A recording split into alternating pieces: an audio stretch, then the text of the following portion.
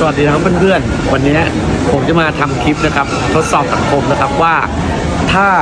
มีคนเนี่ยนะครับทำตังกับพระนะครับแล้วมาลืมไว้ที่ตู้เนี่ยโดยที่ไม่มีคนอยู่เนี่ย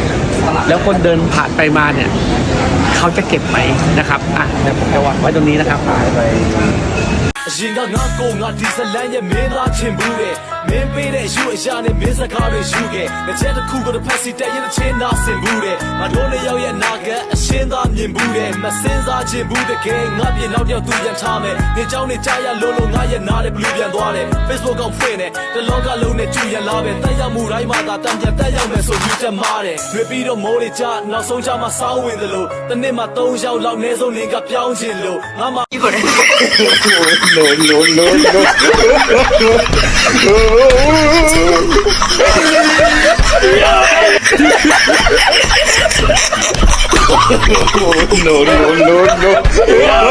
เฮ้ยนั่นทำอะไรวะน่ะเฮ้ย